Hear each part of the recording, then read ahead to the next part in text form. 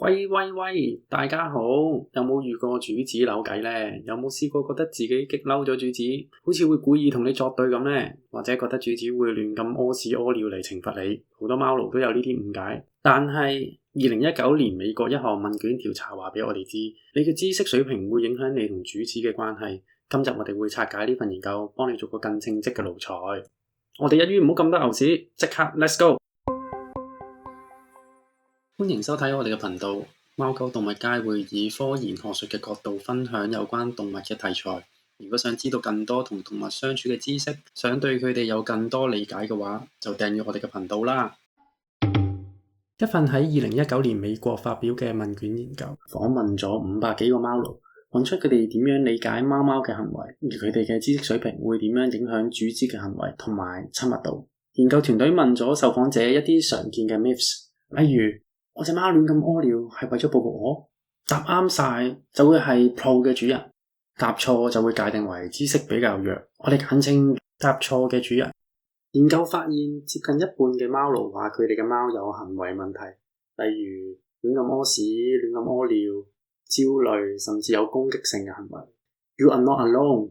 有趣嘅係，研究仲問咗貓奴覺得呢啲行為有幾咁難受。有啲行為你覺得有問題啫，咁我唔覺㗎嘛，忍到咪冇問題咯。而咁多行為入邊呢，亂咁屙屎屙尿係公認為最難頂嘅。Oh shit！ 咁多人玩屎，又真係會難頂啲嘅。嗱，另外呢 Pro 嘅主人報告嘅行為問題呢係會少啲嘅，仲對呢啲行為呢有更加高嘅容忍度。相反，答錯嘅主人好多時會想懲罰 positive punishment 佢哋嘅貓貓。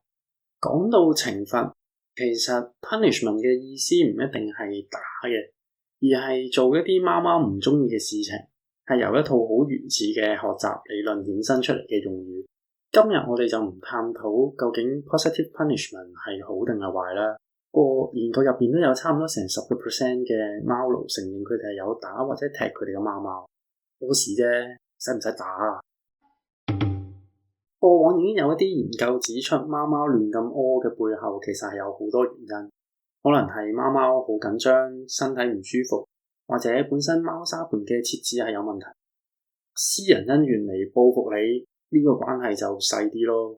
唔理原因就盲中中咁去矯正佢嘅行為，仲可能會令到呢啲行為惡化添。雖然呢份研究係喺外國度做，同我哋好似冇乜關係咁。不過2025年呢，城大就做咗一項研究，就發現呢40%嘅香港狗主呢喺養狗之前係冇做過任何嘅資料搜集。我諗養貓嘅情況應該都係差唔多，所以想做 Pro 嘅主人呢，就要多啲了解主子嘅需要啦。嗱，循例都要吹下毛嘅。對研究話題冇興趣嘅話呢，可以飛走呢一段。今次研究嘅方法係做問卷調查，透過受訪者嘅答案，再用唔同嘅統計方法咧去揾出規律同埋關聯性。因為啲答案其實係啲主人自己填噶嘛，咁就好可能咧係會有一啲偏見喺入邊咧，咁未必係最真實嘅一面。同埋今次嘅研究結果咧，淨係會反映到關聯性，但係反映唔到因果關係。所以個研究結果係解答唔到究竟係主人嘅知識水平令到啲貓貓有更多嘅行為問題啊，定係貓貓嘅行為令到啲主人反智嘅咧？